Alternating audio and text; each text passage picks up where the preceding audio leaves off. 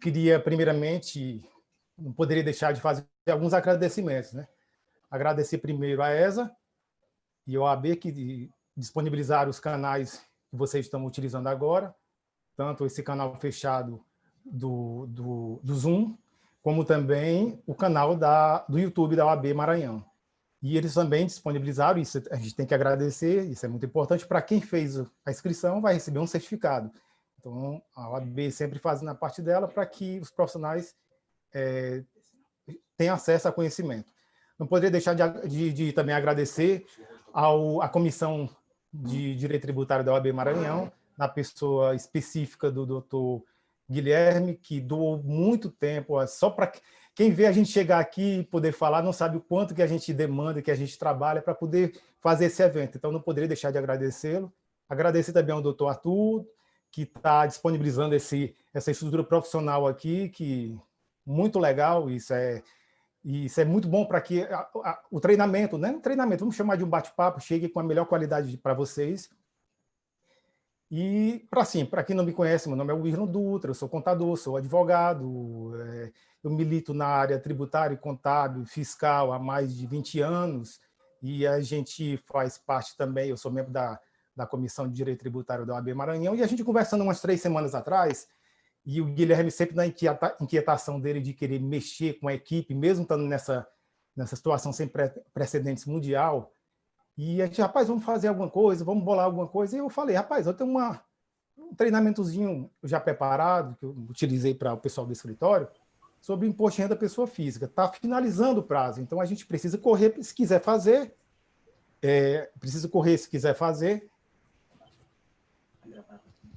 Assim, a gente precisa correr se quiser fazer, e se quiser também chegar ao resultado que a gente precisa. E a gente fez e discutiu muito para poder chegar nesse formato que a gente desenvolveu para fazer esse treinamento. É lógico que se a gente fosse falar com detalhes de tributação de imposto de renda da pessoa física, seria 3 dias com 2 horas, 3 horas cada um. Não é o objetivo. Aqui o objetivo, já que a gente está na reta final, o prazo para a declaração de imposto de renda termina dia 30, terça-feira da próxima semana, é chegar no que você não pode deixar de olhar, as coisas mais importantes. E a gente vai falar, no que a gente consolidou aqui, a gente vai tentar falar em tudo que você precisa, do mais básico possível, para não ter problema de pendência com a sua declaração. Eu vou passar aqui para o slide, que vai ser importante para a gente mostrar como é que a gente organizou a dinâmica desse bate-papo. Aqui a gente vai dividir em 5 tópicos. Os tópicos estão aqui. Uma introdução, 2 tópicos bem mais gerais, que esses 3 primeiros tópicos eles servem para todo tipo de profissional. Não precisa ser um advogado, né? nem simplesmente um contador, mas qualquer pessoa que tem interesse e curiosidade de fechar sua própria declaração, esses 3 primeiros tópicos vão ser fundamentais. A gente vai se alongar um pouco mais nesses tópicos, e no 4º e o 5º é um pouco mais direcionado para a área da advocacia, em alguns assuntos bem específicos. Mas, principalmente para a turma da contabilidade, é importantíssimo também saber, porque vamos traçar alguns conceitos fundamentais para a gente chegar a um bom resultado aqui na declaração de imposto de renda. Primeiro, assim, vamos falar de cada tópico, entrando em cada um deles, né, mesmo explicando diretamente. O primeiro tópico que a gente vai falar é sobre a introdução. Nós estamos falando de declaração de imposto de renda, pessoal. Declaração de imposto de renda, pessoa física, é uma curiosidade que é bom a gente apontar. A Receita Federal chama declaração 2020, no calendário 2019. É interessante que isso gera muita confusão. Isso é só uma dica, é uma curiosidade. Quando você vai entrar no site da Receita e você vai baixar o programa, você vê IRPF 2020. Aí a pessoa já começa a perguntar, peraí, eu estou baixando 2020, mas eu não tenho que fazer de 2019, mas a Receita chama assim, é assim que ela define. Programa do Imposto de Renda Pessoa Física 2020, no calendário 2019. Você vai preencher nesse programa de 2020 todos os dados necessários dos fatos geradores ocorridos em 2019. Não pode então, só uma curiosidade, só para poder a gente adentrar nisso. Despejo por reintegração aqui não é possível. Aqui, também eu vou voltar aqui para o slide de vocês verem. Entendeu? Essa informação que a gente envia na declaração... Mas é despejo ou não? Ela não é informação só do que você ganhou para efeito de tributação. Olha o que ele fala aqui, ó, informações econômico-financeiras. Ele quer, a Receita Federal quer saber de tudo sobre você. Então ingressa com despejo, simples É assim. tanto que na declaração nós informamos não só receitas, mas nós informamos dependentes, nós informamos pagamentos efetuados, nós informamos bens, nós informamos dívidas. Ela tem interesse em saber sobre tudo, sobre toda a sua relação econômico-financeira. Então, a declaração de imposto de renda não é uma simples apresentação do que eu ganhei, acha-se a base de cálculo e é puro imposto, não. Ela vem a reboque de vários outros dados que são necessários colocar, e eles são interligados. A não utilização e a não análise adequada de cada um desses dados vai fazer problema para o contribuinte. E veja uma coisa muito importante, pessoal. A Receita quer saber, e isso aqui é o foco principal da apuração do imposto de renda. Ela quer saber do seu acréscimo patrimonial e de sinais de riqueza. Vamos lá falar sobre esses dois pontos que são muito importantes. Acréscimo patrimonial, vamos falar que é receita, quer dizer, vamos dizer, patrimônio novo. Se você tem, vamos supor, no ano de 2019, você tinha uma aplicação de R$200 mil.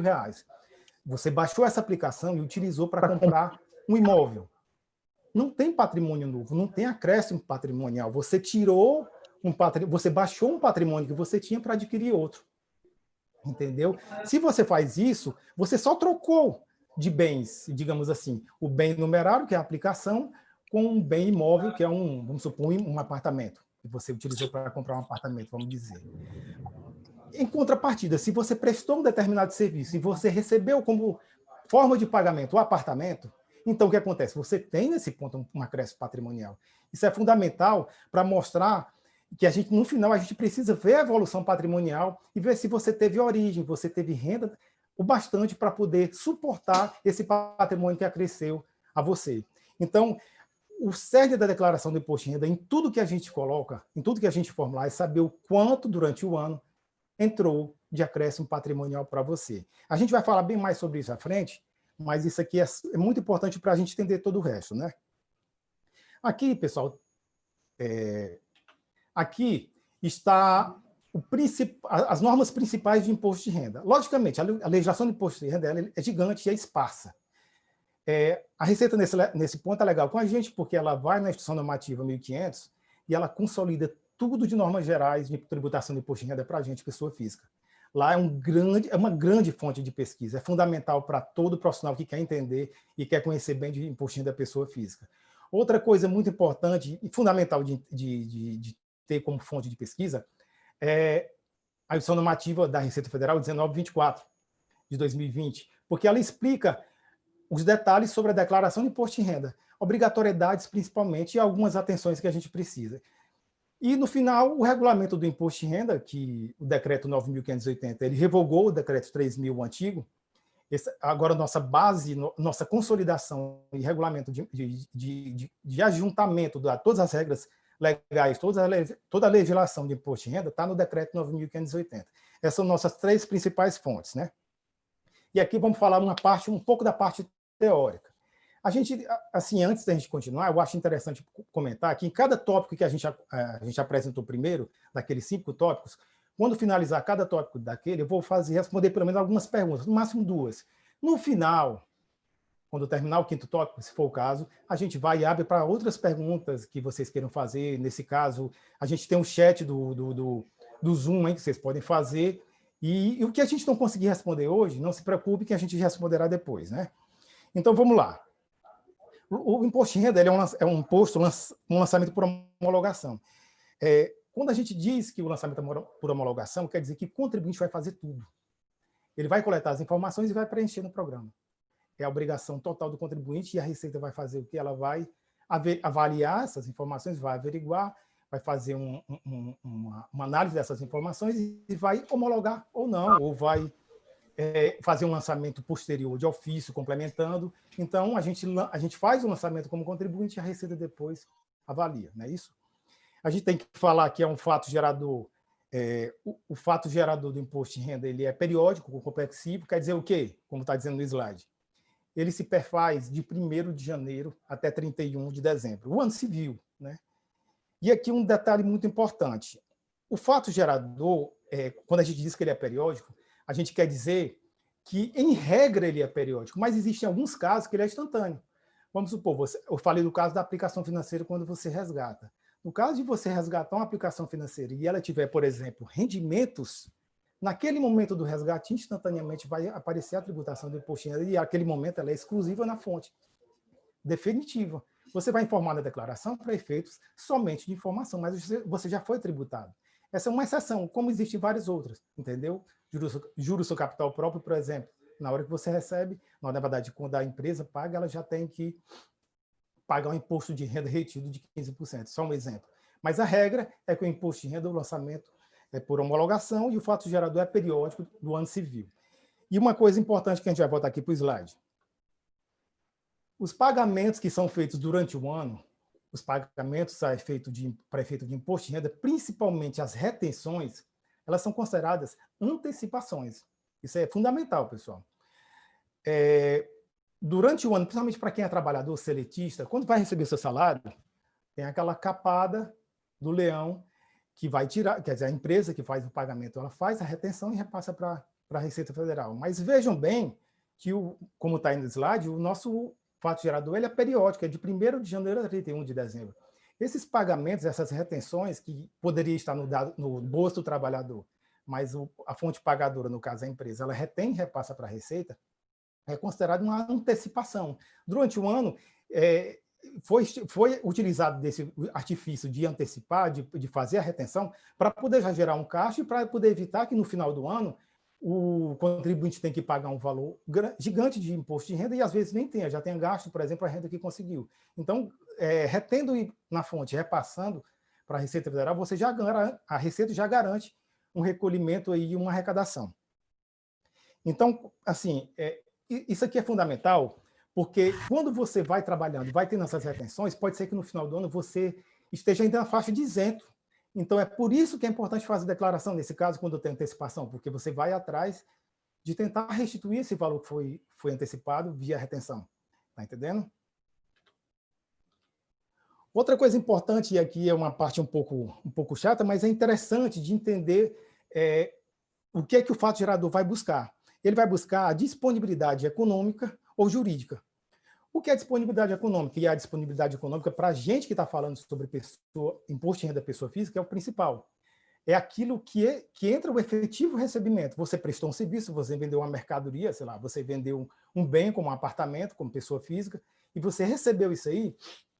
Então, isso aí, a Receita está interessada no que entrou de recebimento para você, em espécie ou então uma espécie de uma dação em pagamento também.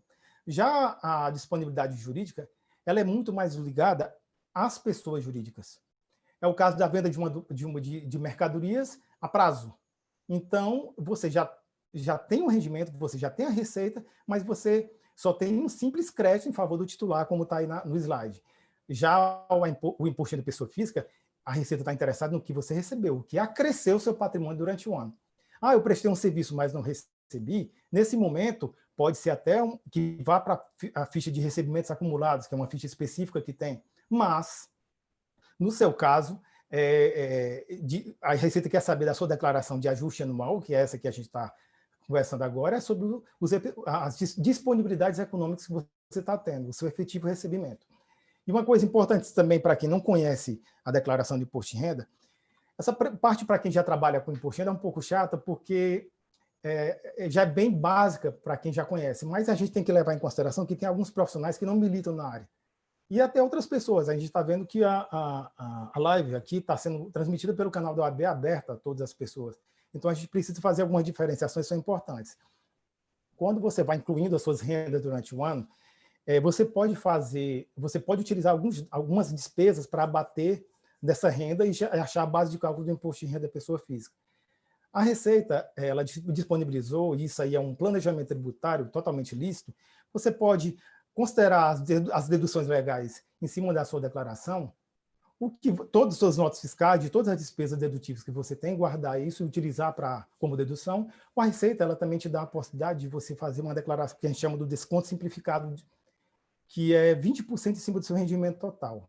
Vamos fazer um exemplo aqui para poder ficar melhor. Eu ganhei 100 mil durante o ano. Então, a Receita diz o seguinte, você não precisa me apresentar despesas dedutíveis. Eu já presumo para você que 20% desses 100 mil, 20 mil reais, é despesa dedutível. Então, a tua base de cálculo vai ser 80 a diferença. Então, para valer a pena você não fazer pelo desconto simplificado, você tem que ter despesas dedutíveis acima de 20% da tua renda bruta. Se você quer, logicamente, diminuir a tua base de cálculo. Então, essa é uma utilidade interessante e ela já está automática na declaração. Para quem já tem vivência com a declaração, você vai preenchendo, ele já vai apresentando no campo inferior esquerdo essas duas possibilidades. Qual você vai pagar mais ou qual você vai restituir mais, por exemplo. Então, ali você escolhe qual das duas. Logicamente, o programa já te dá aqui. Logicamente, aqui gera mais benefício financeiro para você. Mas se você fizer questão, você pode escolher a outra. Isso aí é uma faculdade do contribuinte, não é isso? Andando aqui, nós vamos falar sobre a obrigatoriedade de fazer a declaração de imposto de renda. É uma parte chata, muito decoreba, mas é fundamental para a gente entender o que é que a gente quer no nosso relacionamento com a Receita durante o ano. A primeira parte que a gente está falando aqui, a pessoa física que recebeu rendimentos tributáveis sujeitos ao ajuste de declaração cuja soma seja superior a R$ 28.559,70. Quer dizer, quem teve rendimento tributável acima de R$ 28.559,70 é obrigado a fazer a declaração de imposto de renda. Se você não fizer, vai ficar uma pendência na sua situação fiscal. E no dia que você entrar, quer dizer, se você enviar atraso, você vai receber uma multa que está limitada, eu acho que é 164,01 centavos, ou até um percentual em cima do imposto a pagar o da Receita Bruta. E o que acontece? William, quer dizer, minha obrigação é enviar somente, se a minha renda tributável for acima de R$ 28.559,70, mas eu recebi, por exemplo, 26 mil, eu não sou obrigado a enviar. É isso mesmo, a lógica é essa. Só que a gente vai fazer agora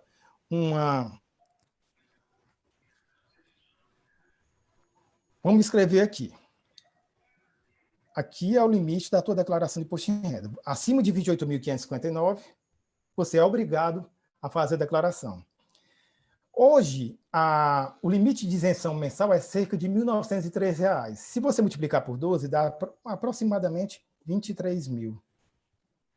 Quer dizer, nesse espaço aqui, você tem uma renda que sofre tributação de IR, mas você não é obrigado a enviar. A gente vai lá na frente falar se é interessante enviar isso ou não. Vai ser legal porque a gente pode fazer alguns cenários interessantes. Mas veja bem, você aqui nesse período aqui, você tem uma faixa de renda que incide ICMS, está fora da faixa de aqui não. Mas você só é obrigado se você tiver uma renda superior a essa aqui. Está entendendo? Mas é interessante muitas vezes fazer, porque a gente vai falar lá na frente. Se você quiser ter restituição de imposto de renda, muitas vezes você recebe 26 mil e teve antecipação, como a gente falou no slide anterior. Tem antecipações anuais. Se você quiser restituir, você é obrigado a fazer a declaração de imposto de renda. Você não é obrigado por ter ter uma soma de rendimentos tributáveis superior a 28, mas você é obrigado para poder restituir. Então, o primeiro detalhe é esse. Outras características que geram obrigatoriedade de fazer a declaração de imposto de renda.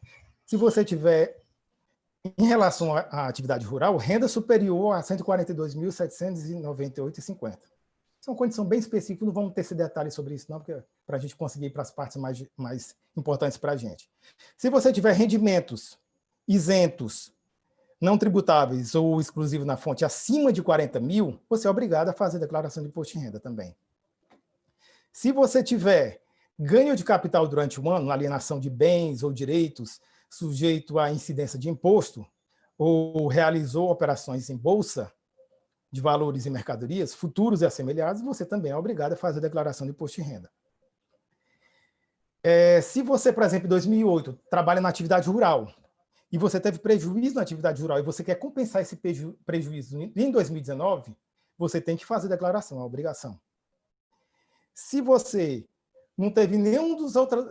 Na verdade, porque cada uma desses itens de obrigatoriedade, pessoal, eles não têm que ser somados. Você atingiu um desses, você é obrigado a fazer a declaração. Então, se em 31 de dezembro você tem uma renda, você tem propriedade de bens ou direitos, inclusive terra nua. Acima de R$300 mil, você é obrigado a fazer declaração de imposto de renda. Se, por exemplo, acontece muito de empregados que recebem propostas para trabalhar em outros países. Em um determinado momento, um contribuinte vai trabalhar, por exemplo, na África, vai passar 2 anos lá.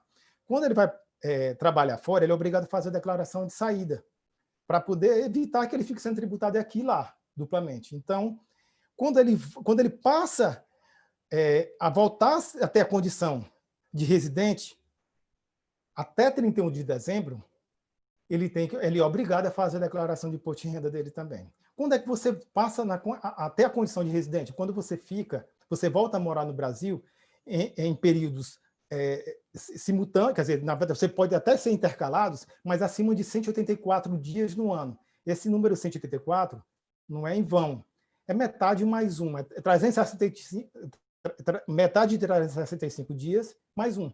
Então, quando você estava morando fora e você volta a morar aqui no Brasil por 184 dias, você volta à condição de residente. Então, você é obrigado a fazer a declaração de imposto de renda. E, por último, aqui, o que é obrigado também a fazer a declaração de imposto de renda é uma isenção importante. Não sei se alguém já conhece ela, mas vamos supor, quando você tem um bem, você vende esse bem, vou colocar aqui, você tem um bem, por exemplo, um apartamento de 300 mil, você comprou o apartamento por 300 mil. Se você vendeu esse apartamento por 500 mil, você teve um ganho de capital, 300 para 500, 200 mil. Esse ganho de capital é tributável. Mas a legislação trouxe uma forma de isenção sobre esse ganho de capital quando você, em primeiro lugar, mora nesse apartamento. Ele serve para a sua residência. Se você comprou por 300, mesmo que você tenha vendido por 500 e até 180 dias da venda desse apartamento, você utiliza esse valor para comprar outro para a sua residência, você está isento de imposto de renda. Mas para poder formalizar essa isenção, você é obrigado a fazer também a declaração de imposto de renda. Isso aqui são partes um pouco chatas, tem muita assim, regrinha de decoreba. Isso aqui, pessoal, até não é bom, a gente nem decora, a gente tem que ter sempre as INs para poder ajudar a gente. No dia a dia, trabalhando, a gente acaba ficando automático, mas isso aqui, naquelas INs tem tudo, entendeu? Isso aqui é o mais importante aqui, para quem nunca teve a oportunidade de trabalhar com declaração de imposto de renda, aqui tem a obrigatoriedade para vocês. Então, assim, no primeiro capítulo, quer dizer, do tópico que a gente traçou, que era a introdução, a gente finalizou aqui, o que a gente tinha para falar. A gente vai ver se tem alguma pergunta aqui, e eu vou colocar aqui. Pronto, está aqui. Uma primeira pergunta. O contribuinte tem 3 fontes de renda durante o ano, vamos supor 2019. Uma delas sofre retenção, e as outras 2 não sofrem. Deve informar todas as rendas ou somente as que sofreram retenção? Pronto, vamos voltar aqui para a imagem para ficar mais interativo. No exemplo desse questionamento, eu tenho 3 rendas. Uma delas sofreu retenção e 2 não. A pergunta que eles querem saber é muito simples. Eu preciso informar as 3? E a resposta, logicamente, é sim. Por que eu tenho que informar as 3? Porque a Receita quer saber da soma das suas rendas. Ela vai tributar a soma das suas rendas, mesmo que só uma tenha sofrido retenção durante o ano, que a gente chamou de antecipação. Então, a Receita quer sim que você informe todas as 3. Essas 3 fontes de renda separada vão ser somadas, e sua base legal, sua base de cálculo para efeito de imposto de renda da pessoa física vai ser a soma das 3. Entendeu? Primeira pergunta é essa. Vamos para a segunda. Se o contribuinte não se enquadrou em nenhuma das condições de obrigatoriedade, qual o objetivo de se fazer a declaração assim mesmo? Essa é boa, essa é muito interessante. A gente viu o quê? Que quem tem rendimento tributável acima de 28 mil e um pouco é obrigado, quem tem rendimentos isentos, exclusivos na fonte ou não tributáveis acima de 40 mil é obrigado, quem quer restituir é obrigado, quem tem rendas acima, quer dizer, bens acima de 300 mil é obrigado, e todos aqueles requisitos para ser obrigado. Mas vamos supor, você não está em nenhum daqueles ali obrigado. Você não precisaria entregar sua declaração de imposto de renda, mas eu digo para vocês, é fundamental entregar, pessoal. Tem que entregar mesmo. Por quê? Porque isso vai gerar condição de relacionamento entre você e a Receita Federal e até comprovar uma evolução de patrimônio já, para um dia que você for fazer, você já não aparecer com patrimônio considerável lá. Isso aí é uma parte de relacionamento com a Receita, mas tem uma parte muito importante que é relacionamento com o mercado, principalmente instituição financeira. Quando a gente vai tentar financiar um imóvel, por exemplo, a primeira coisa que eles pedem é declaração de imposto de renda da pessoa física. Se você não tem ou você informa só o que lhe interessa, então vai ficar difícil para, como a gente fala no jargão, engrossar o pescoço com a instituição financeira, você ter um crédito maior. Se você não informa quais são seus bens, e você não oficializa isso para a Receita, e nem quais são seus rendimentos. Então, o que eu digo, é muito importante fazer a declaração mesmo que você não seja obrigado. Logicamente, fazendo as análises e os cruzamentos que a gente vai conversar um pouco mais adiante. Vamos passar para o segundo ponto, que essa pergunta aqui ela tem um link direto para o início do segundo item.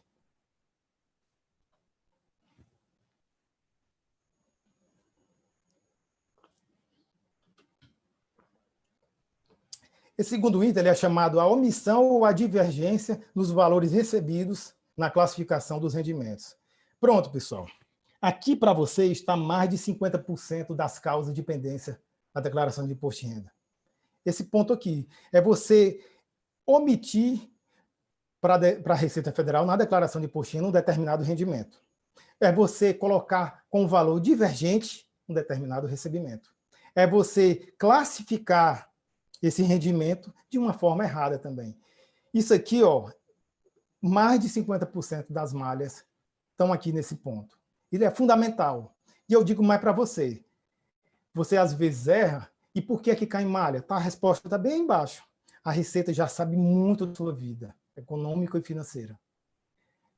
A maioria das informações de acréscimo patrimonial, a Receita já tem. Por quê? Ela tem inteligência artificial, ela consegue essas informações como? Por que ela já tem essa informação? Porque a maioria das fontes pagadoras ou de departamentos relacionados a determinadas transações já informam isso para a Receita durante o ano.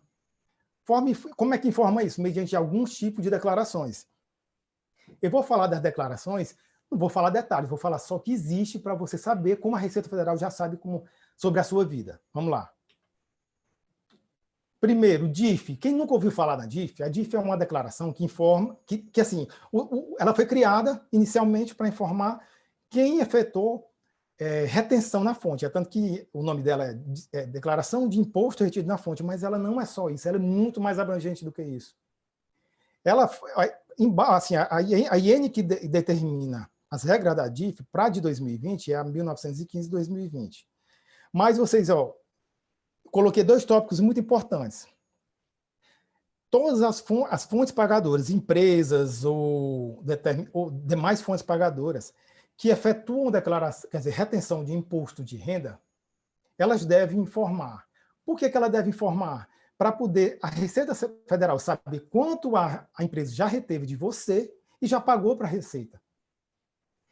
Para poder, quando você fazer a sua declaração, se tua base tiver sido maior, você pagar a diferença, ou então, se tua base tiver sido menor, você restituir o que você pagou a maior. Ah, Wilson, então quer dizer que lá na DIF, eles só vão informar o que eu tive retenção. Lá na IN, no manual da DIF, fala que seria rendas acima de 28 mil, igual a declaração do imposto de renda. Mas olha só, pela nossa experiência, as empresas hoje estão informando de tudo. De tudo. A gente vai falar um pouco mais na frente sobre uma forma da gente tem para baixar essas informações já diretamente da base de dados para a Receita. Mas vamos supor um professor que recebe de 3 locais. Eu falei para vocês que até 23 mil é isento durante o ano. E esse professor, ele receba 20 mil de uma escola, receba 19 de outra e receba 15 de outra. Lá, as 3 estariam na faixa de isenção. Mas somando as 3, daria acima de 50 mil. Então, por mais que não tenha obrigatoriedade de informar, o que é que a gente vê assim, comumente? Os sistemas hoje de contabilidade e fechamento de folha já estão todos entregados, eles informam tudo para a Receita Federal. Mais um pouquinho a gente vai falar sobre uma forma de preencher a declaração, e vocês vão ver que isso é muito verdade. E não é só as rendas que você teve assalariado, por exemplo, mas outras rendas também são obrigatórias de informar, como, vamos voltar aqui, royalties, juros sobre capital próprio, aluguel, lucros e dividendos. Muitos deles aqui, por exemplo, lucros e dividendos é até isento. Juros sobre capital próprio tem tributação exclusiva na fonte, mas ela já informa e você tem que informar também na sua declaração de imposto de renda. E é interessante informar porque ela gera origem para você.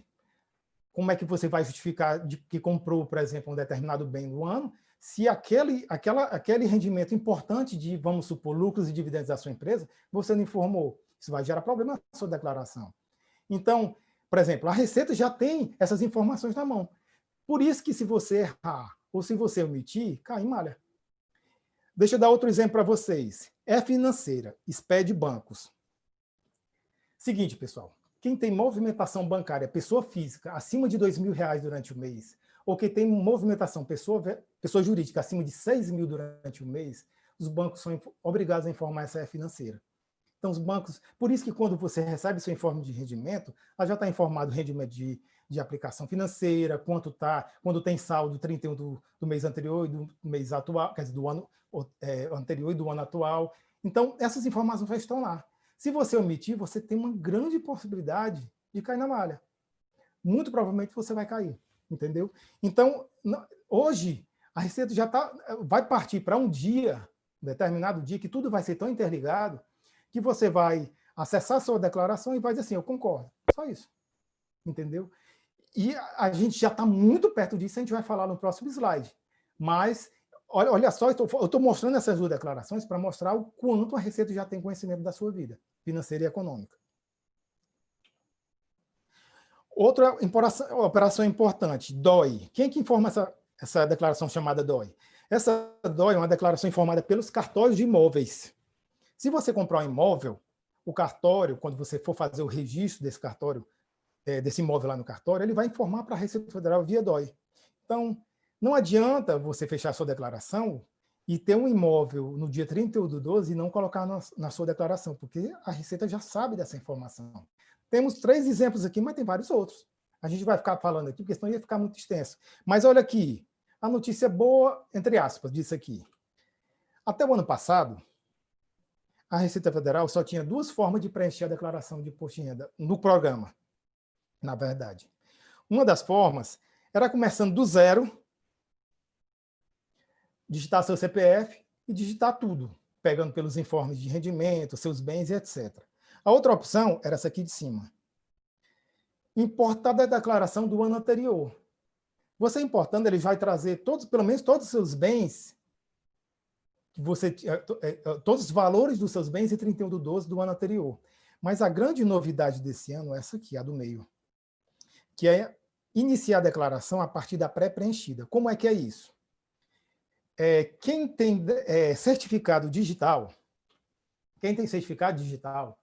pode clicar naquele íconezinho que eu coloquei, iniciar a declaração a partir da pré-preenchida, e ele já vai trazer todas aquelas informações que aquelas empresas que eu te falei, cartórios, bancos e fontes pagadoras informaram sobre você. Por que isso é importante? E a gente que também trabalha com contabilidade, vai fazer declaração, acontece muito. Determinado cliente, ele tem 4 contas bancárias. Na hora do aperreio, ele passa 3 informes de rendimentos e quer se passar o 4º. E você omite, às vezes, um valor considerável de aplicação financeira ou de saldo em conta corrente. Então, você fazendo por essa forma que eu acabei de falar agora, vai garantir que todos os dados que estejam na Receita Federal venham para a declaração do contribuinte, seu cliente ou até a sua, diminuindo quase a zero o risco de dar problema. Por que quase a zero? Você pode fechar sua declaração hoje, por exemplo, enviar, da forma que eu estou te falando aqui, tudo exatamente como está na base de dados da Receita, e amanhã uma determinada fonte pagadora pode retificar a DIF. Sim. Qual que está correta? É dela que ela retificou ou da antiga que você já declarou? Isso muito provavelmente vai gerar uma malha. Mas isso é muito difícil acontecer. Muito difícil. Fazendo isso, você evita muitas malhas e muitas pendências. E já vai poder trazer muitas informações interessantes para você. Vamos partir aqui.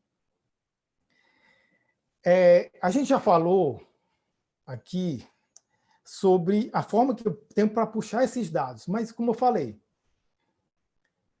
existem casos que a fonte pagadora não informa nem DIF por algum problema, um erro de sistema, alguma coisa, e você precisa informar para poder melhorar a sua renda e você ter uma relação melhor, como eu falei para você, com o banco. Existem quatro tipos, basicamente, de rendas que você tem que informar na sua declaração. As tributáveis, as isentas, as tributáveis exclusivamente na fonte e a definitiva, quer dizer, a contributação definitiva. A gente vai falar de cada uma delas, sem muito se alongar, mas a gente vai falar o mínimo para vocês saberem que essas fichas existem e não podem ser confundidas, porque isso vai gerar malha para você. A primeira ficha, rendimentos tributáveis, ela é uma das que mais importa para a Receita. Essa aqui que gera valor a pagar no imposto de renda para você, para ela, na verdade, para a Receita Federal. São os rendimentos tributáveis que sofrem aquelas antecipações que eu te falei. Esses rendimentos eles podem ser oriundos de pessoa física ou pessoa jurídica. Quando é pessoa jurídica, a Receita, quer dizer, a pessoa jurídica, ela já envia na DIF, como eu falei para vocês, e a Receita Federal já tem informação desse seu rendimento. Pessoa física, a maioria delas não é obrigada a enviar declaração DIF, na verdade. Então, a Receita não vai ter informação disso. Por exemplo, você tem um apartamento e aluga para uma pessoa física. O que ela lhe paga como aluguel, por alocação desse equipamento, quando ela lhe paga, isso gera uma tributação. Isso é lógico, essa tributação, isso é rendimento tributável. Só que não está em canto nenhum. Então, meu amigo, você tem que ir lá na sua declaração, ir lá e colocar que teve esse rendimento. Por exemplo, você, como advogado, que a gente está falando aqui pelo canal da OAB, você presta um determinado serviço para uma pessoa jurídica e você recebe honorários. Você, como pessoa física, não emite nota fiscal, você não foi no município, não emite uma nota fiscal avulsa, por exemplo. Então, essa sua renda, você tem que colocar lá nas rendas de pessoa física e informar lá de quem você recebeu esse honorário, o CPF de quem você recebeu. Outra forma, pensão alimentícia, para quem tem pensão alimentícia com ordem judicial. Você tem que informar a pensão alimentícia para quem você está pagando. E quem está recebendo também. Entendeu? Outra forma que a Receita vai procurar muito, que é o acréscimo patrimonial não justificado. Vamos supor que em determinado ano você aumente o seu patrimônio em 200 mil reais, mas você só tenha tido, por exemplo, rendimento durante um ano, somando entre os tributáveis, isentos, exclusivos na fonte todos, 150 mil. Então você teve um acréscimo patrimonial de 50 mil a mais desse ano. Com a sua declaração, a Receita vai ter conhecimento disso. Essa tributação vem automática? Eu ainda não vi.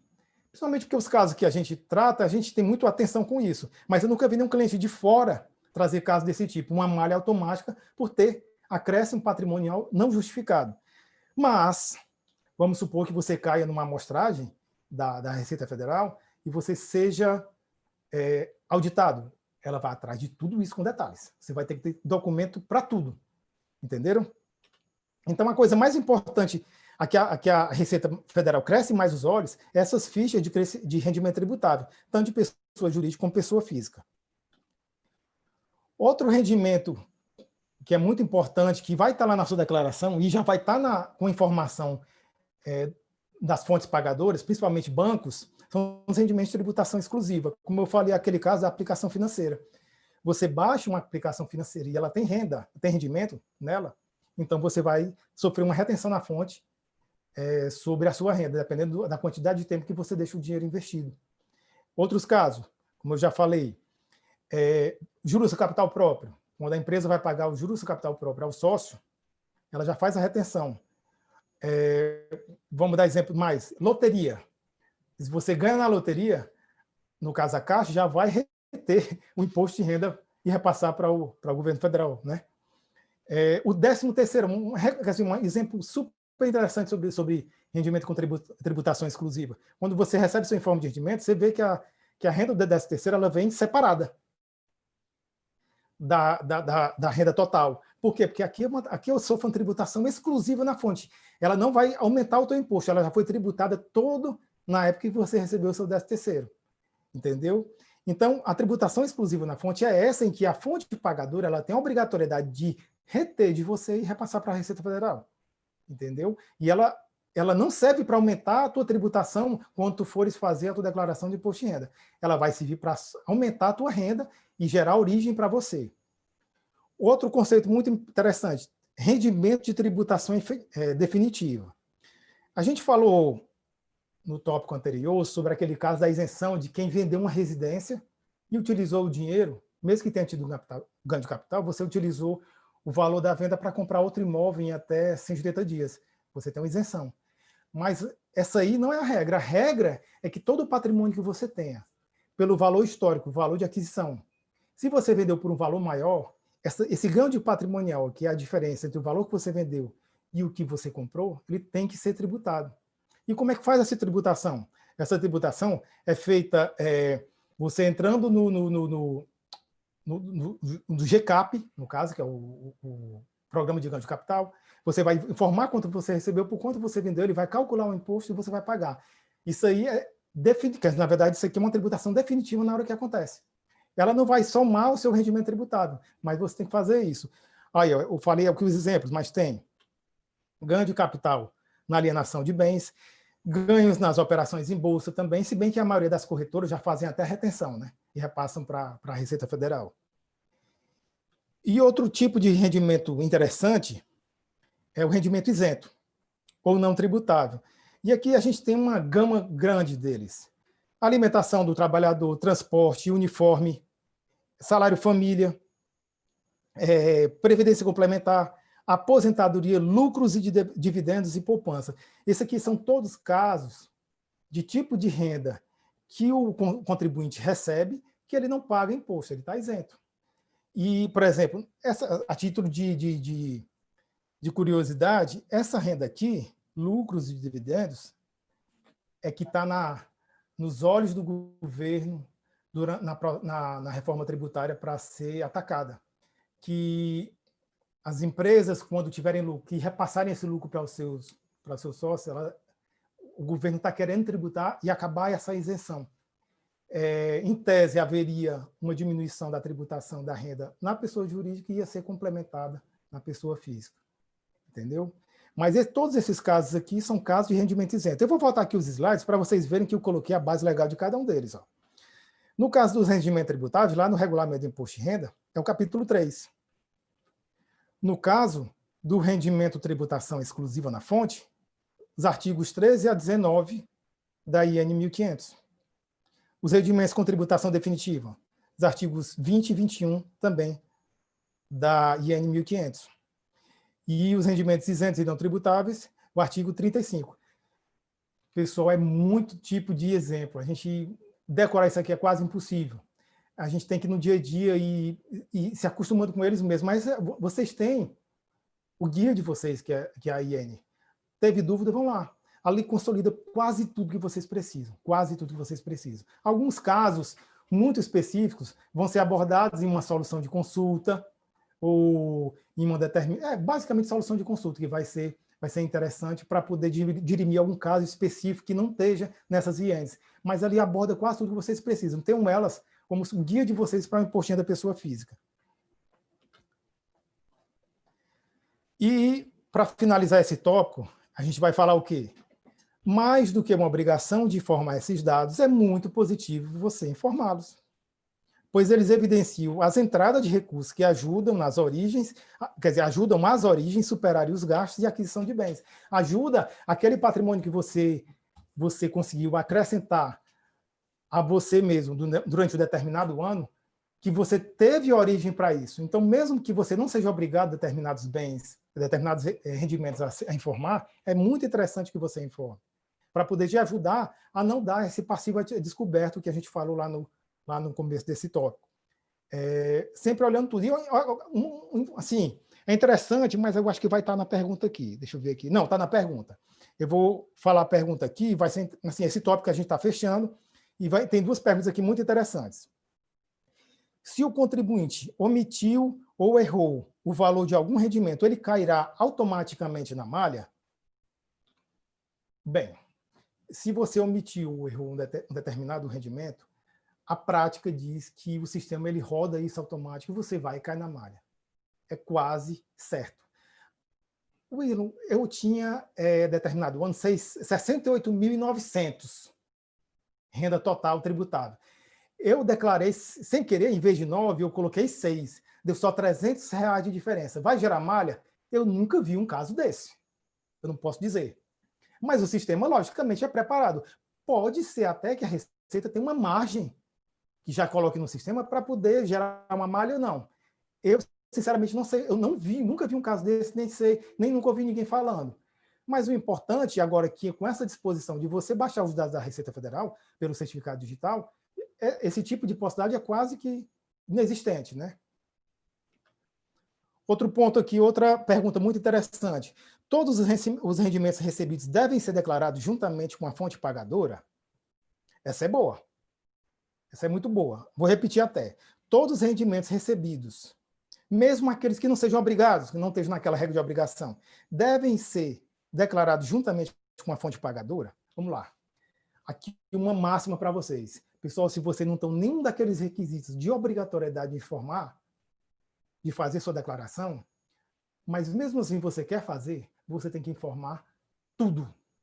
Você não pode omitir. Eu vou omitir esse bem, eu vou omitir esse rendimento, eu vou omitir esse pagamento. Olha que absurdo. Você tem que informar até como você gasta.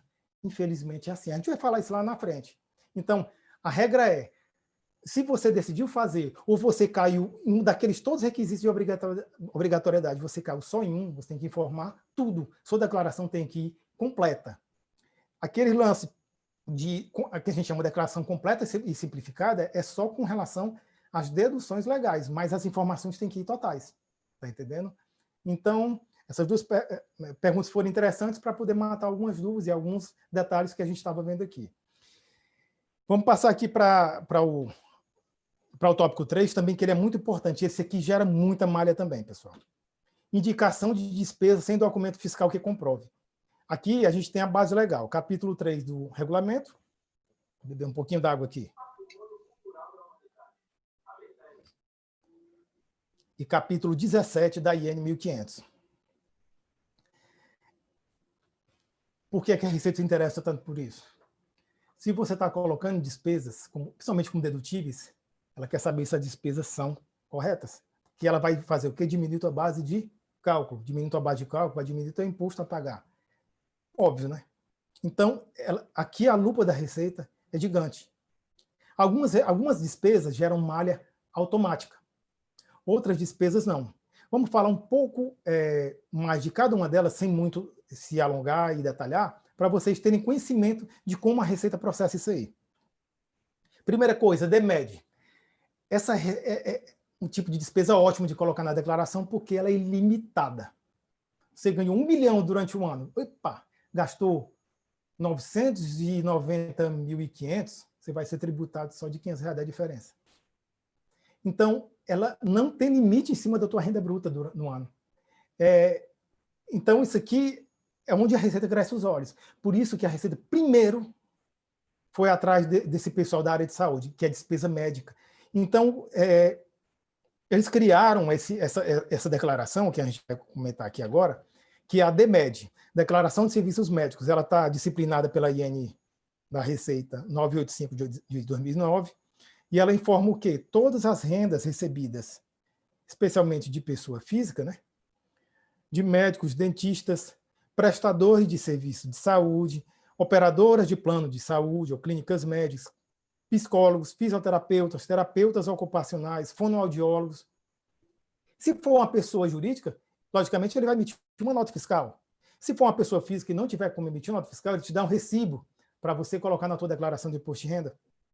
Então, essas aqui são as receitas que são as meninas dos olhos, quer dizer, na verdade, despesas que são as meninas, é a menina dos olhos da Receita Federal. Aí vamos a algumas perguntas que o pessoal vai fazer, eu já sei, deve estar se perguntando. Wilson, eu fui no médico cardiologista, ele passou um catatal de medicamento para mim. Os gastos que eu tenho com medicamentos são dedutíveis? A regra é que não.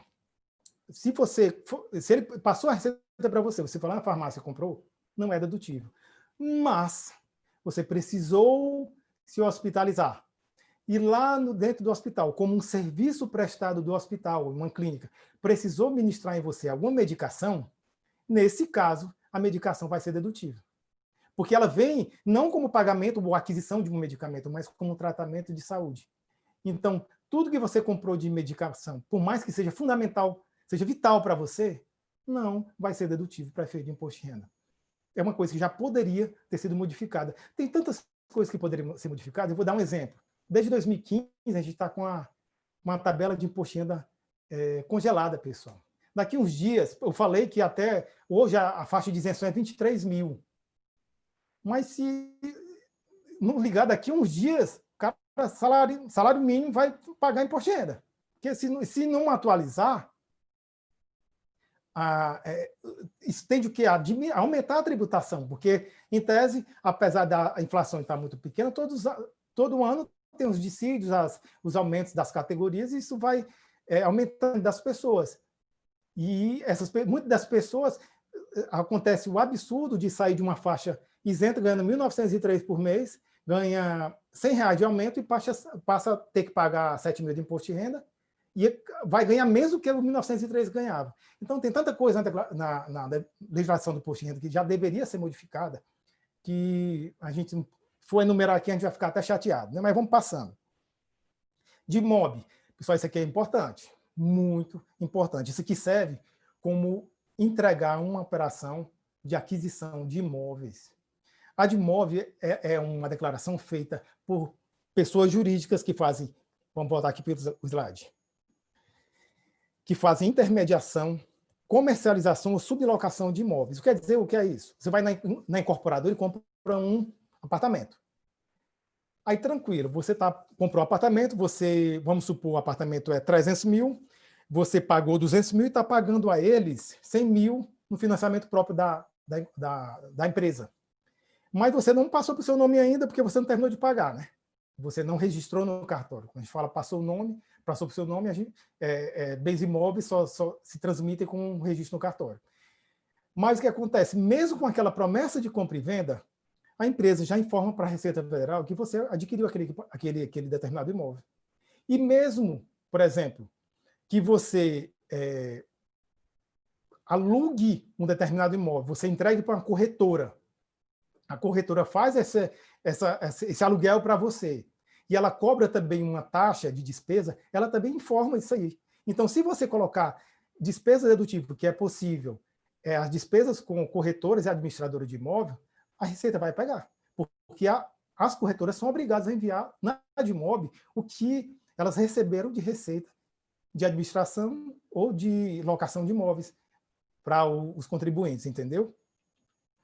Outra coisa muito importante, essa aqui, meu amigo, muito pouca pessoa sabe.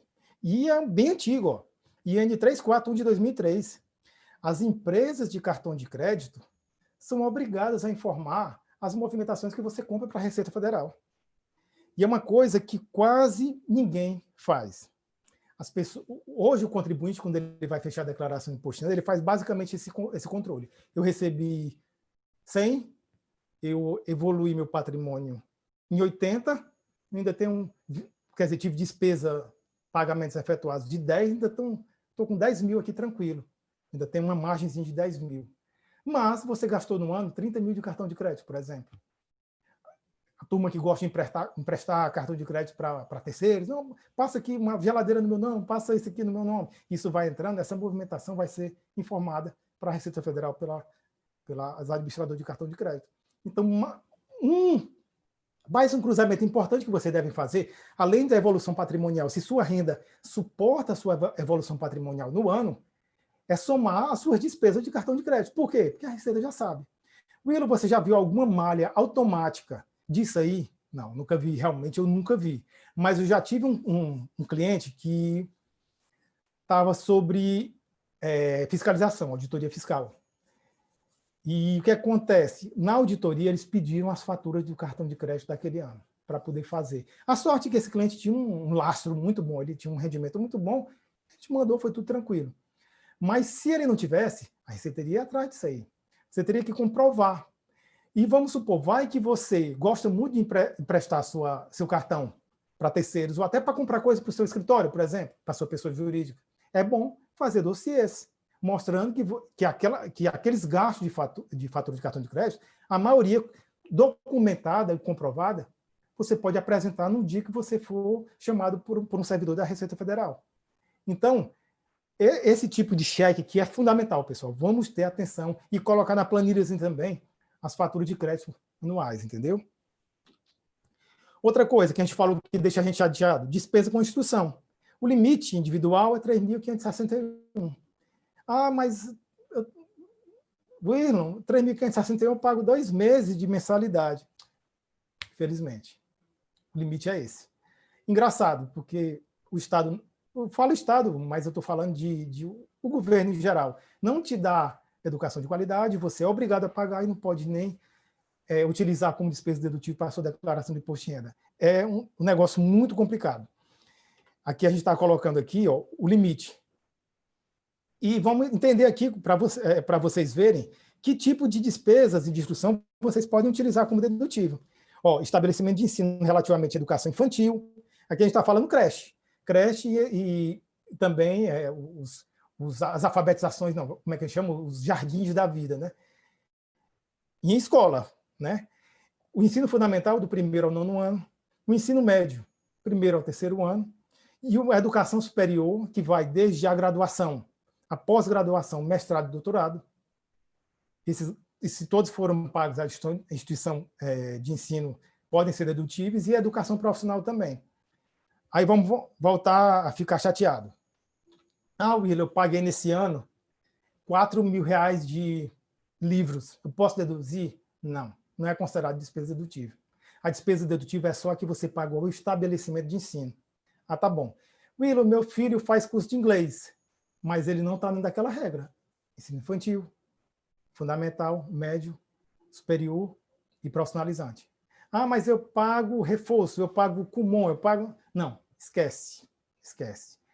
As regras são só aquelas ali. E com esse limite aqui, pessoal, 3.561 individual. É muito pouco. Isso aqui deveria ser atualizado há muito tempo. Na verdade, todo ano deve ser atualizado. Deveria ter uma lei para vincular isso, por exemplo, a um índice de inflação. Mas, infelizmente, isso não é atualizado e o valor fica altamente defasado. Uma outra coisa importante aqui, doação. Doação não é uma despesa dedutível. Eu coloquei aqui mais para alertar que quem fizer declaração, na sua declaração, que fez doação para uma pessoa, a que recebeu a doação também deve fazer e deve cruzar uma coisa com a outra. Está entendendo? E outra coisa, apesar de a doação ela não ser tributada pelo imposto de renda, ela é tributada pelo ITCMD. Por exemplo, o Estado mesmo do Maranhão fez convênio com a Receita Federal. Então, quando você fez sua declaração, o Estado, a Cefaz, vai lá na Receita, passa a informação dos contribuintes que fizeram doação do ano de 2019, por exemplo. Se você fez e você não foi espontaneamente na Cefaz e pagou o ITCD, você vai receber um auto. E praticamente, como é que você vai questionar se você colocou na sua declaração? A não ser que tenha sido um erro. Aí você vai ter que provar que não foi. Um pouco mais complicado. Coloquei isso mais para ilustrar, né?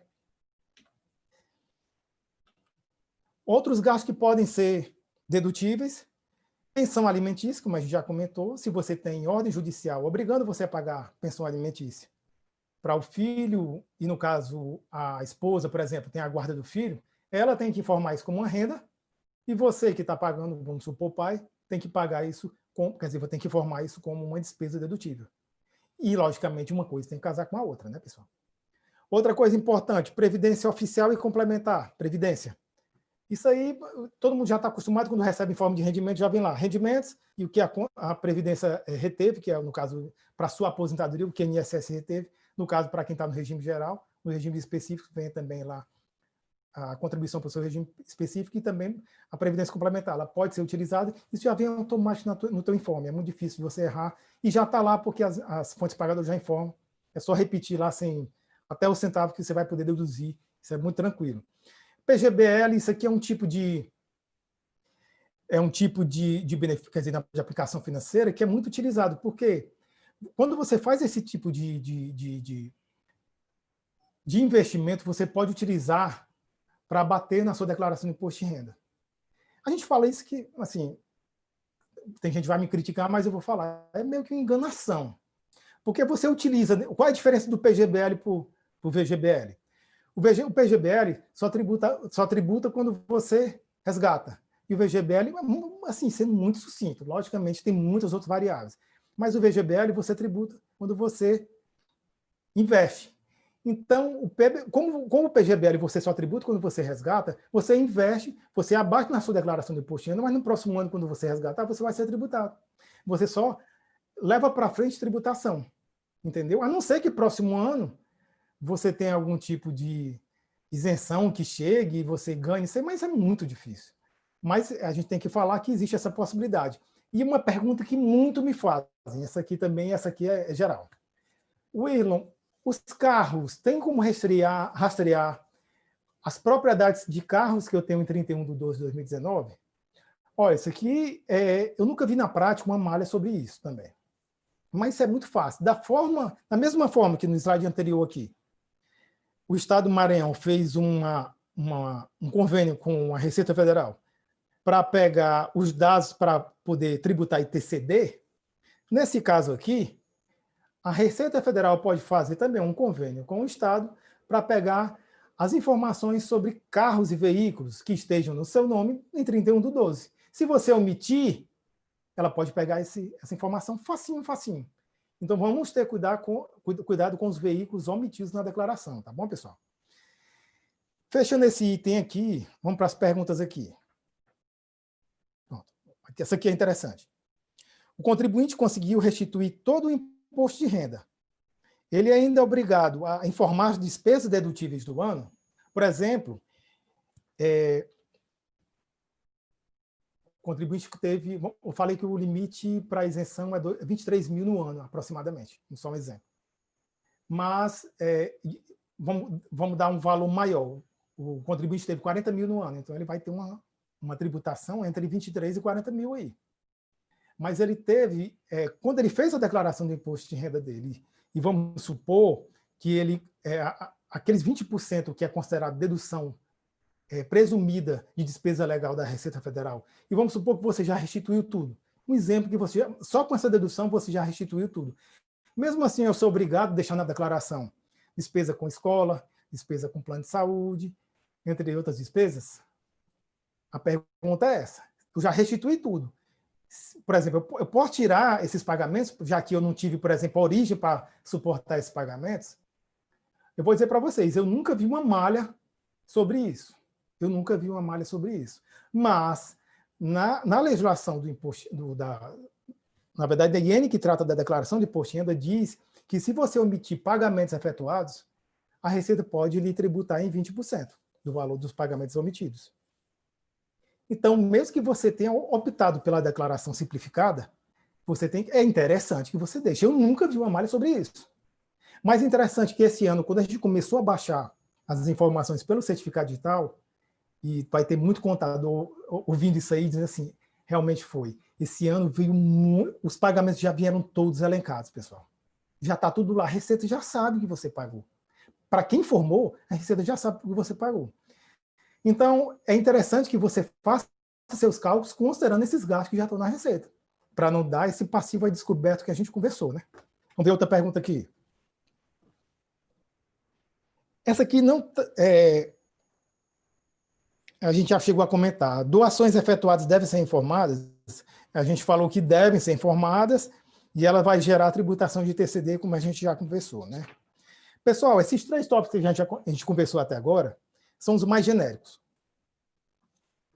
que serve para todo mundo que quer trabalhar com isso ou quer fazer a sua própria declaração de imposto de renda. Vamos falar agora de tópicos um pouco mais relacionados à área e ao dia a dia da advocacia. Para os profissionais de contabilidade, isso vai ser super legal, porque eles vão ter algumas informações bem interessantes, no caso, se você for pegar algum cliente como advogado que, por acaso, te peça. Mas até para os advogados também que não militam, não fazem declaração de imposto de renda de terceiros, mas queiram fazer de vocês. E esse aqui é o nosso foco aqui. Vamos falar desse tópico que é bem interessante. Onde e como informar alvará recebido? Pessoal, vamos começar do zero aqui. Se você tem sua empresa e você presta serviço de advocacia, logicamente você emite nota fiscal para essa empresa. Lá vai estar a sua tributação. Você pode ser simples, presumido, real, sei lá. Mas lá está a sua tributação. E lá, geralmente as empresas, por exemplo, pedem as notas fiscais, exigem, né? Se você presta serviço para uma pessoa física, a gente já falou que tem uma ficha específica para você declarar rendimento de pessoa física. Mas tem aqueles casos, por exemplo, que não são os honorários contratuais, mas os honorários sucumbenciais. Para quem nunca teve conhecimento com isso, em duas partes litigando na justiça, um vencedor e outro perdedor, o perdedor é obrigado a pagar ao vencedor honorários sucumbenciais. É como se fosse uma remuneração à parte ganhadora. É como se fosse, não, é uma remuneração à parte ganhadora. Quem é que define o percentual? O juiz na sentença. E esses honorários, eles podem entrar como rendimento da pessoa física ou podem entrar como rendimento da pessoa jurídica. E aqui vai a novidade para vocês, para quem nunca se atentou a isso. Rendimentos relativos a honorários de sucumbência são tributáveis, pessoal. Tributáveis. Você tem que colocar na sua declaração de imposto de renda. Qual a base legal, Wilson? Artigo 38, Regulamento de Imposto de Renda. Trabalho é um rendimento do seu trabalho, mas não assalariado. Então, quem recebe alvará tem que incluir, tem que adicionar à sua declaração esse rendimento. É obrigatório. Se você um dia cai numa malha por algum outro motivo e a Receita tiver conhecimento que você omitiu esse valor, você vai receber um auto de infração. Então, onde é que eu informo? Esses valores que você recebe de alvará, que você saca e coloca na sua conta, podem ser informados nas fichas de rendimento tributáveis recebido de pessoa jurídica, quando a parte perdedora que paga os honorários de sucumbência é uma pessoa jurídica, ou na ficha de rendimentos tributáveis recebido de pessoa física, quando a parte perdedora no litígio judicial é uma pessoa física. E, logicamente, quando a pessoa, tanto pessoa jurídica como pessoa física, você tem que identificar o CNPJ e o CPF de cada uma delas. Cuidado aqui, vai um cuidado para os colegas que costumam sacar em suas contas, sejam da empresa e sejam da pessoa física, honorários que não são os sucumbenciais, na verdade, valores que não são relativos aos honorários sucumbenciais, mas, pelo contrário, a condenação. Como é que se processa na prática? O juiz determina o seguinte: pague-se a parte perdedora valores relativos a danos de 100 mil. Pague ao advogado honorários sucumbenciais de 10%. Então, ele vai pagar, o perdedor, para a parte que ganhou 100 mil reais e para o advogado 110. Muitas vezes o honorário vem, quer dizer, o alvará, quando vem junto. O que é que você faz? Você saca na sua conta e depois faz uma transferência para o seu cliente, para ele receber o objetivo e também o que você quer com a ação, que é ganhar e receber uma remuneração. Esse valor que transita na sua conta, vocês se lembram que a gente falou sobre a E-financeira lá no item anterior, que o banco já informa isso para a Receita Federal? A Receita já sabe que você está movimentando, seja você pessoa física, acima de R$2 mil no mês, seja pessoa jurídica, acima de R$6 mil no mês. Então, se ela já sabe, se a Receita já sabe, ela pode um dia dizer o seguinte: você informou esse ano que você ganhou R$40 mil de rendimentos tributáveis. Beleza. Mas você movimentou na sua conta 300 mil. Como é que você explica isso? Isso é um pepino que já vimos muito acontecer isso. O que é que a gente sugere para vocês? Caso seja pessoa física, é recomendável a confecção de um dossiê com os dados do processo, sendo quais dados? Sentença, o alvará que discrimina, e a sentença também que discrimina quanto foi da parte da ganhadora, quanto foi a indenização, o valor vitorioso da parte ganhadora, como também a sua sentença. E o comprovante de transferência desse valor para o cliente. Porque se um dia você cai na malha, se você não comprovar, vai ser tributação na cabeça. E para você defender isso aí, meu amigo, é complicado, porque a Receita Federal, pela a falta de mão de obra que tem e é inerente praticamente a todo serviço público, a gente precisa de muita mão de obra, a gente precisa aumentar bastante o Estado em muitos campos, em muitos órgãos públicos, né? Ela não tem mão, não tem braço para analisar tudo com o tempo. E ela vai acabando direcionando aquelas movimentações que estão perto de decair ou prescrever. E, geralmente, quando você receber uma auditoria, eles vão pedir dados, já quem está em 2020, 2015. Aí você, às vezes, ganhou lá naquela época, realmente sacou um alvará gigante de um cliente seu em 2015. Aí o cliente faliu em 2018. E você não encontra mais ninguém. Como é que você vai comprovar isso aí? Meu amigo, você está com um pepino gigante, gigante na sua mão. Faça sempre esse dossiê, é fundamental. Não vai demandar mais do que 5 minutos, você praticamente tudo é eletrônico, todos os processos são eletrônicos. Imprima a petição inicial, imprima a sentença, imprima o acordo, se tiver modificação, por exemplo, no valor dos honorários, imprima o comprovante do saque, do valor que entra na sua conta e da transferência para o seu cliente. E se resguarde. É um grande conselho que a gente lhe dá. Se você é pessoa jurídica, é um pouco mais fácil de resolver isso aí, porque isso vai estar na tua escrituração contábil. Esse valor, por exemplo, que entrou no seu banco, R$400 mil, que não é seu, o seu foi só 10%, foi 40%, vamos supor. Então, esses R$400 mil já vai estar lá como um alvará sacado, que você coloca numa conta específica, quando você devolve, você baixa dessa conta. Está tudo explicável, entendeu? É por isso, agora eu vou fazer um alerta também, e um puxão de orelha aos meus amigos contadores, que empresa do Simples tem que ter contabilidade, pessoal. Contador pensa que é fazer PG-10 e mandar para o escritório. E muito advogado não exige a contabilidade da sua empresa para poder analisar. É aqui que vai te livrar de um pepino gigante lá da frente. Tudo bem, mas vamos dizer, empresa do Simples não é obrigada a enviar o SPED, escrituração contábil digital. Tudo bem, mas tem que ter contabilidade, tem que ter o livro, tem que arquivar na junta e tudo. Você é simples em determinadas coisas, mas não te desobriga a ter escrituração contábil. Existem várias outras normas que vão te exigir escrituração contábil, seja elas, por exemplo, previdenciária, tributária, societária. Então, contadores se alertem para isso, façam um serviço completo, advogados que contratam contadores se alertem para isso, exijam contabilidade dos seus contadores. E aqui vamos colocar algumas soluções de consulta interessantes para a gente não ficar só na teoria.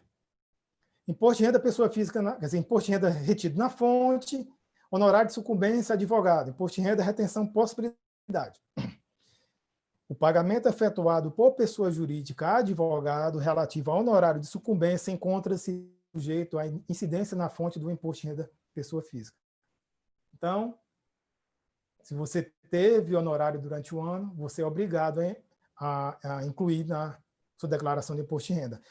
O ideal ainda é que você fizesse o carnê-leão, né? Se fosse lá e se adiantasse, pessoal, recebi aqui 40 mil, bora tributar aqui na fonte esses 40 mil, você paga, e lá no final, se tiver a mais ou a menos, você paga a diferença ou restitui. Mas o correto é você fazer assim. Outra solução interessante.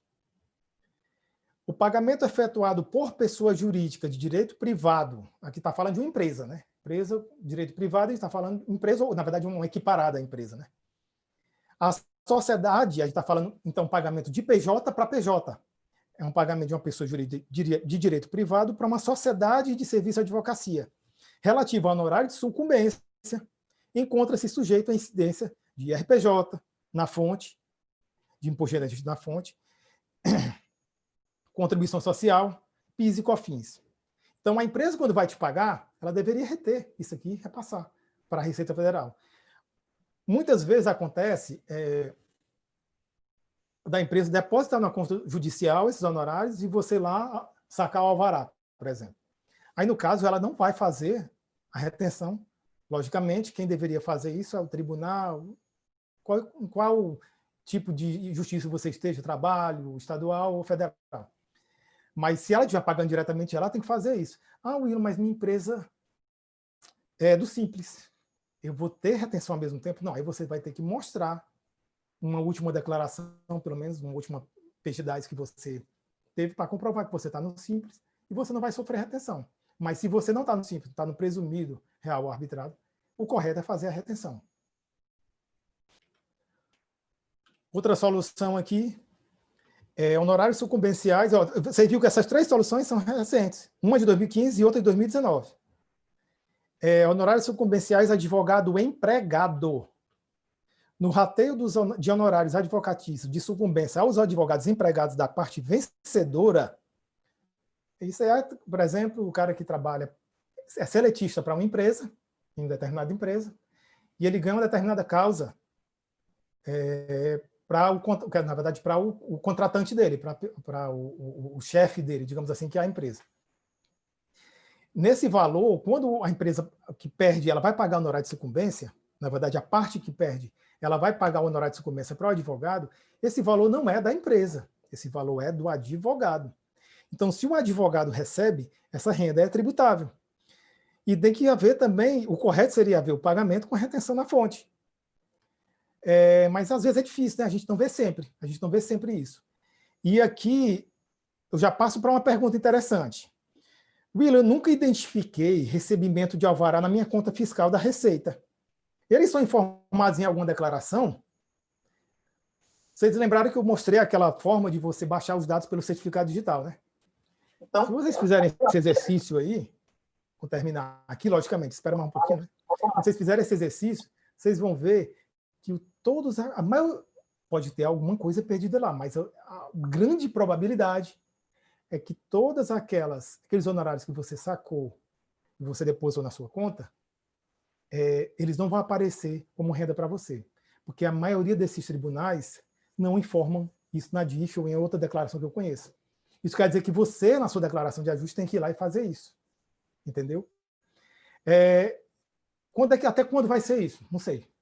Will, eles podem também fazer o seguinte, um convênio hoje e pedir para informar os últimos 5 anos? Pode, também. Tudo isso gera risco. Mas hoje o fato é que eu não conheço, até porque a gente está falando de uma obrigação que é a nível federal, e até pelo Pacto Federativo, por exemplo, você não pode obrigar que o Tribunal do Estado faça uma declaração para a União. Não existe essa obrigatoriedade expressa, assim, se o tribunal não fizer, qual a penalidade dele? Não existe, né? Mas isso não quer dizer que você não tem que oferecer a tributação. Então vamos ter cuidado com o honorário de sucumbência, principalmente no caso em que você vai sacar o alvará que não é seu, tá certo? Vamos passar para o último tópico aqui, pessoal, e depois a gente abre para algumas perguntas que tenham aí, se a gente conseguir que o nosso moderador aqui, fera, selecione alguma coisa. Diferença entre rendimento e indenização. Pessoal, isso gera uma dúvida considerável e muita pessoa cai em malha. Na verdade, isso aqui basicamente gera uma malha automática quando isso aqui é em sentença, principalmente em ações cíveis e trabalhistas, onde a gente vai ter, no caso da condenação, pagamentos de renda, de rendimentos, na verdade, e pagamentos também de danos, que geram indenização. Então, o que é que a gente vai... Primeiro, a gente precisa definir o que é rendimento. O rendimento ele está dividido entre renda e provento. O que é renda? Renda é o acréscimo patrimonial, é tudo que entrou ao seu patrimônio decorrente de capital, de trabalho ou da exploração de ambos. Se você trabalhou, no caso, não está falando de renda do capital, você recebeu salário, isso é renda tributável. Se você tem uma empresa e você trabalha para essa empresa, você demanda tempos, horas de trabalho nessa empresa, você recebe, além da distribuição de lucro, prolabore. Essa prolabore a gente pode dizer que é a junção, a exploração. Na verdade, é a junção de capital com trabalho. Outro caso, aluguel. Você loca um equipamento ou um imóvel, você recebe aluguel. Isso aqui é uma renda oriunda do seu capital. Rendimento de aplicação financeira, também capital. E existe também os proventos, que são os acréscimos patrimoniais não abrangidos como renda. Por exemplo, você é aposentado, por quê? Porque você pagou durante um determinado tempo, você fez várias contribuições a um regime de previdência e você, quando se aposentou, recebe alguma coisa em troca. Você está efetuando algum trabalho para receber isso aqui? Não. É como se fosse um seguro, né? Você precisa ter algum capital para poder receber isso aqui? Não. Mas, pelo fato de você ter contribuído, você recebe uma aposentadoria. Isso aqui é chamado de provento. Pensão. Você está trabalhando para poder receber uma pensão alimentícia? No caso de quem recebe, né? Não. Então, isso aqui é chamado de provento. E loteria também. Você comprou um bilhete, foi sorteado, ganhou um prêmio gigante, mas isso aqui não gerou para você nem renda, que na verdade nem trabalho, e nem capital. Esses dois tipos aqui são tributáveis, normalmente tributáveis. Agora lá vem a novidade. O IR sobre indenização, o IR não pode incidir sobre pagamentos que detenham caráter indenizatório e compensatório. Ou seja, a mera recomposição patrimonial ou comutativa. Wilson, entendi nada. Deu uma bicada aqui, pessoal. Vamos voltar. Vamos supor que você entrou com uma determinada ação na justiça e o juiz determinou que vai devolver para você o que você pagou erradamente, vamos supor, R$100.000, for consumidor com uma indenização de o dobro. Então, você recebe uma parte que é recomposição do seu capital e outra parte que é uma indenização legal que já está previsto na lei. Vamos supor que você ofende a honra de alguém, você entra com uma ação e você ganha dano moral. Você recebe também um valor. Esse valor, em tese, ele acresce ao seu patrimônio, mas como a gente vai ver aqui no slide, não há aqui um acréscimo ao patrimônio, é uma recomposição patrimonial.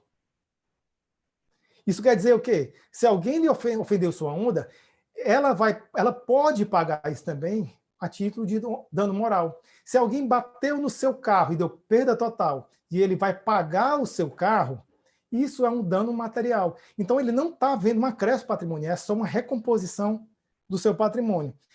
Ah, Will, mas eu recebi uma sentença e o juiz não colocou, por exemplo, que aquilo ali é uma indenização. Pessoal, o nome iuris não define a natureza. Você tem que avaliar, no caso de uma sentença, aqui, ó, recomendável uma análise apurada da sentença para destacar os valores relativos às verbas remuneratórias, que são as tributáveis, e as indenizatórias, que não são tributáveis. Eu hei de dar o braço a torcer para você. Em certos momentos, isso é muito difícil. Porque o que acontece? O juiz determina um valor lá, mas muitas vezes não vem especificado linha a linha. Você vai ter que proporcionalizar isso. E outra coisa, como eu já falei, a maioria dos tribunais não informa isso para a Receita.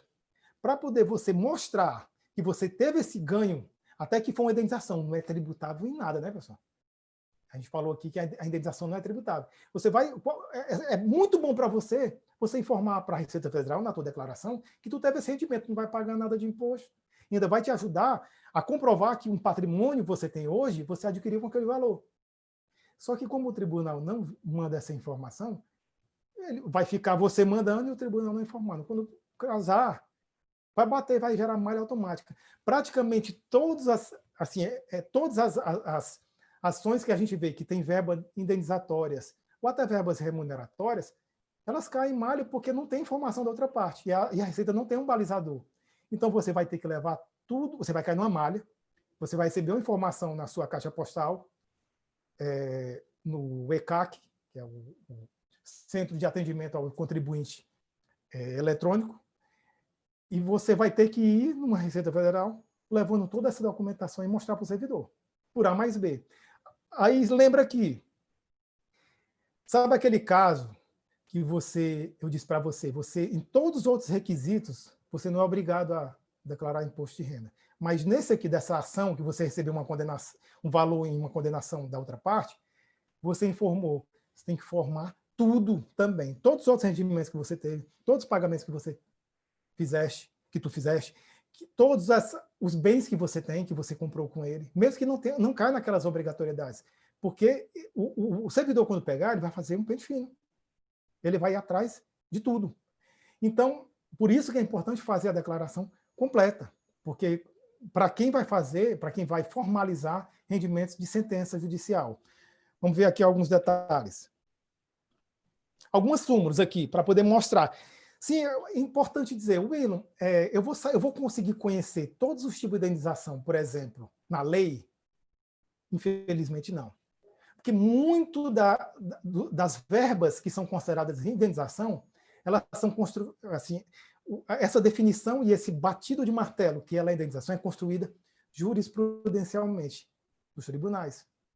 Então, você não vai ver lei para fazer, dizendo isso aí. Então, por isso que eu falo que a análise da sentença é importante.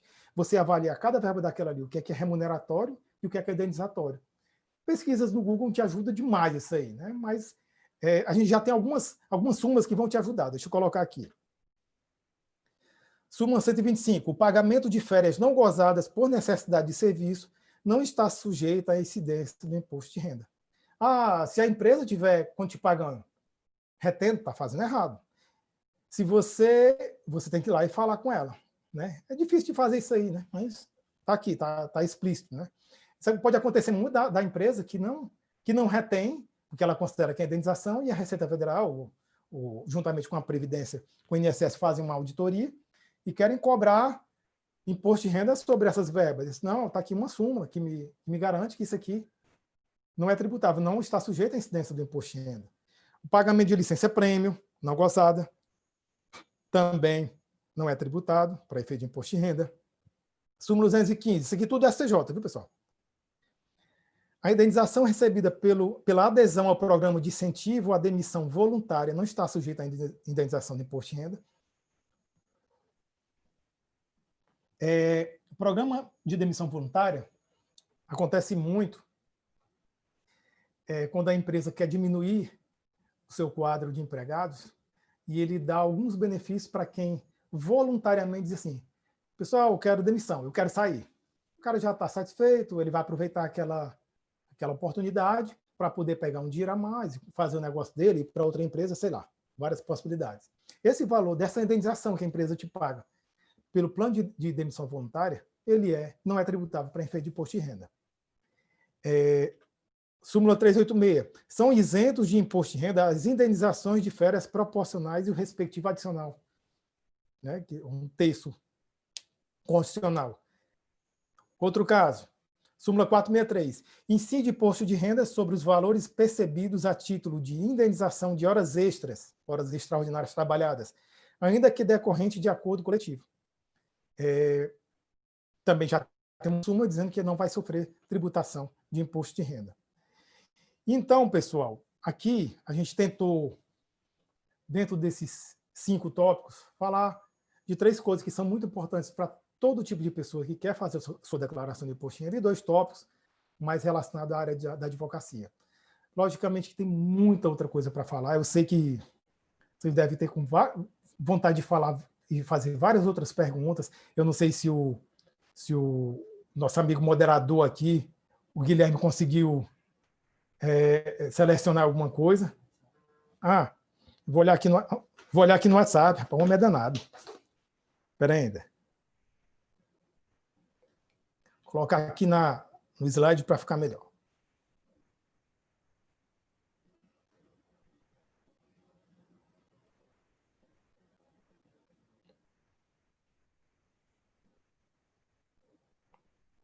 Pronto. Pergunta aqui do doutor Alexandre Magno Baldez.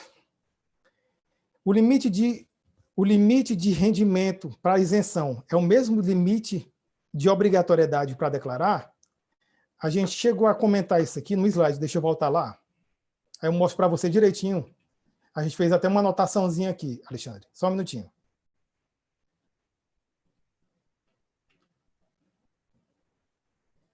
Pronto, tá aqui, Alexandre. A pessoa física que recebeu rendimentos tributáveis acima de R$ 28.559,70 é obrigada a declarar, a fazer sua declaração de imposto de renda. Mas o limite de isenção, eu coloquei, é uma média de mais ou menos 1.903 por mês. Isso vai gerar aproximadamente 23 mil por ano. Então, a gente vai ter esse limbo entre 23 e 28, entre o limite da isenção e o limite de não ser obrigado a declarar. Se eu estou nesse limite daqui para baixo, eu não sou obrigado a declarar. Se eu estou daqui para baixo, eu tenho isenção de imposto de renda. Se eu estou nesse limite bem aqui, eu não estou obrigado a declarar, mas eu sofri tributação durante o ano. Se eu quiser declarar, se eu quiser tentar restituir o imposto que eu paguei durante o ano, eu tenho que fazer essa declaração. Entendeu? Então, o limite, vamos voltar aqui.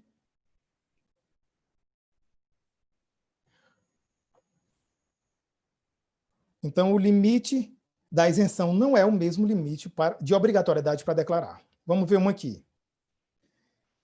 Se eu comprei, aqui é a pergunta da Jéssica, doutora Jéssica Fonseca. Se eu comprei um bem, veículo, por exemplo, e acabei vendendo ele no mesmo ano, com valor mais baixo, eu preciso declarar assim mesmo? Eu acabei tendo um prejuízo, pois comprei um veículo novo e ao vendê-lo tive perdas. Essa também é interessante. Vamos lá, Jéssica. Por partes aqui, né? Você comprou um veículo, no mesmo ano declarou. Se você comprou no ano um veículo por 40 mil e você vendeu, por exemplo, por 50, tem um limite para ganho de capital, né? Não estou me recordando aqui. Mas você não é obrigado a declarar isso na sua declaração, porque em 31/12 você não tinha mais o bem.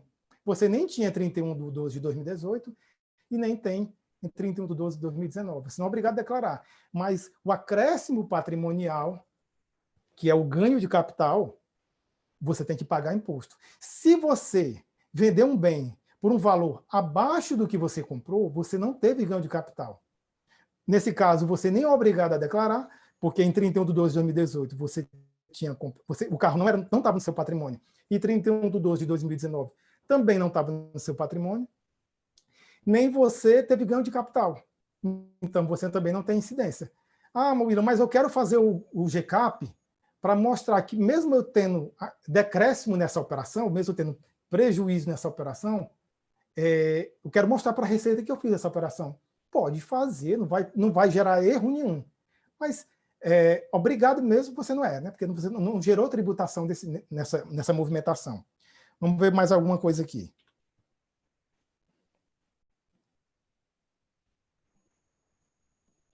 Se a verba do cliente é indenizatória, os honorários também terão essa natureza? Bem, pessoal, essa aqui, infelizmente, não.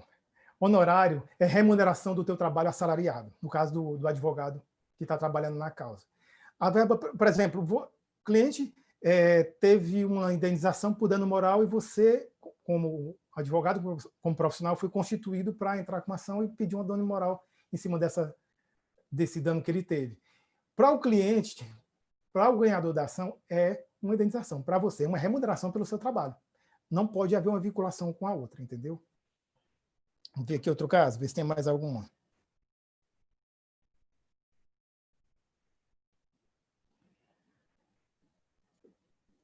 Pessoal, só se estiver agora no grupo, mas o grupo tem um monte de interação.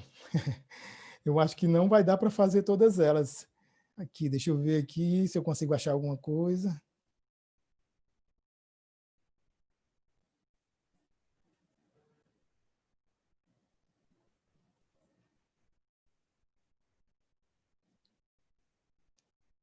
Não estou achando mais nenhuma pergunta aqui. Se vocês quiserem mandar, principalmente a turma aqui da comissão, mandar alguma coisa agora, pelo menos nos próximos 2 minutos, a gente conversa aqui, a gente tenta ajudar.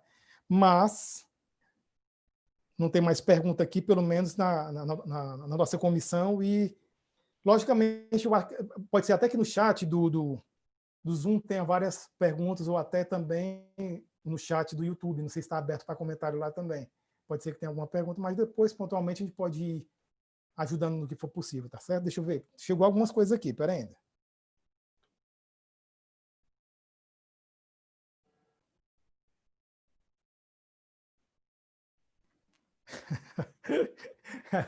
Isso aqui eu já sei, um grande amigo aqui colocou, é o Francisco Júnior Fontinelli. Eu vendi 20 cabeças de gado e coloquei o dinheiro na poupança. Eu tenho que declarar esse dinheiro da poupança? Vamos lá. Vamos separar as coisas. Primeira coisa, se você declarou esse bem biológico, que a gente chama, né, que é o gado, na sua declaração do ano anterior, e você vendeu, primeira coisa, você tem que declarar a venda. Você trabalha na atividade rural, você vai ter que declarar essa venda. E vai ter que fazer a escrituração da atividade rural, como pessoa física. Esse é o primeiro ponto, só para a gente deixar claro. Mas, segundo ponto, eu peguei o dinheiro que foi investido nessas cabeças de gado e coloquei na poupança. Eu sou obrigado a declarar? Só se passar daquele limite de 300 mil de bens. Se você tiver 300 mil reais a mais na tua poupança. Ou então, se a soma de todos os teus bens, juntando casa, juntando a poupança, juntando um carro, juntando, sei lá, qualquer outro tipo de bem que você tenha, ultrapasse 300 mil, você vai ter que colocar todos, inclusive o saldo que você tem na poupança. Tá entendendo? Vamos ver se tem mais alguma coisa aqui. Dali, Barromeu.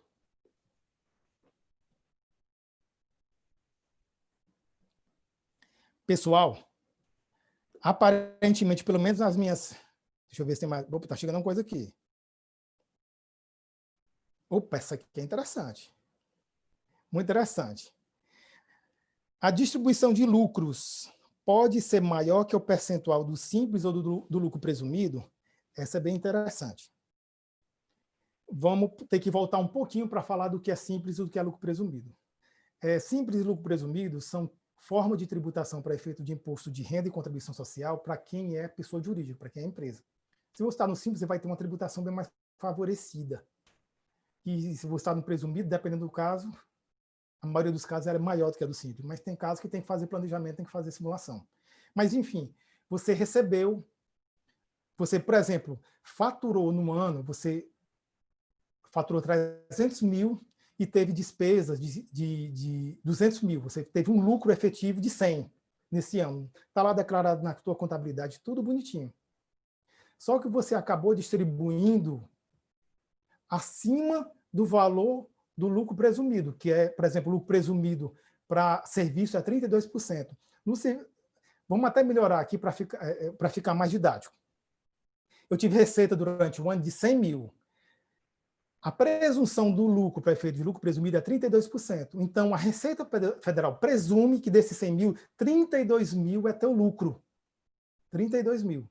E você vai tributar em cima disso aí. Mas quando tu fazes a tua escrituração contábil e tu vês, comprovando com a tua escrituração contábil, tu teve muito mais do que isso de lucro. Tu teve, em vez de 32 mil, tu teve 60 mil. Então, você distribui mais do que teve, né? Do que os 32 que a Receita falou. Eu posso distribuir, isso vale tanto para lucro presumido como lucro, também como simples. Eu posso distribuir acima dessa presunção? Pode. Claro que pode, é permitido. Mas você tem que ter contabilidade. Você tem que ter contabilidade. Por isso que a turma, os advogados aí principalmente, que têm seus escritórios optantes do simples, eles têm que ter contabilidade para mostrar para a Receita Federal, em caso de um futuro questionamento, que você tinha lucro contábil para poder distribuir. Que apesar da presunção te limitar em 32%, você distribuiu 60% porque você tinha lucro para distribuir. Se você, por exemplo, de 32 para 60, que eu estou dando esse exemplo, vai dar o quê? 28 mil de diferença. Se você quer dizer, você distribuiu no ano 60 mil e teu lucro presumido é 32 e você não tem contabilidade, a diferença entre 32 e 60, ou melhor, 28 mil, vai ser considerado como se fosse um prolabore para você. Vai ter incidência de imposto de renda e de previdência. Então, advogados mesmo que sejam do simples, peçam contabilidade aos seus contadores. Deixa eu ver se tem mais alguma coisa aqui.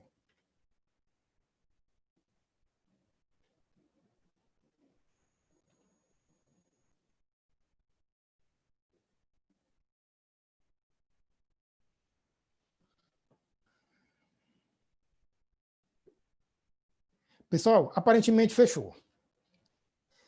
Quero agradecer demais aqui todas as pessoas que eu já falei, agradecer a ESA, agradecer ao Dr. Guilherme, que foi incansável para poder a gente estar aqui hoje, batalhou realmente para que, doando realmente o tempo desse, quem vê, assim, quem vê a gente aqui hoje não sabe o quanto dá trabalho para a gente poder fazer isso.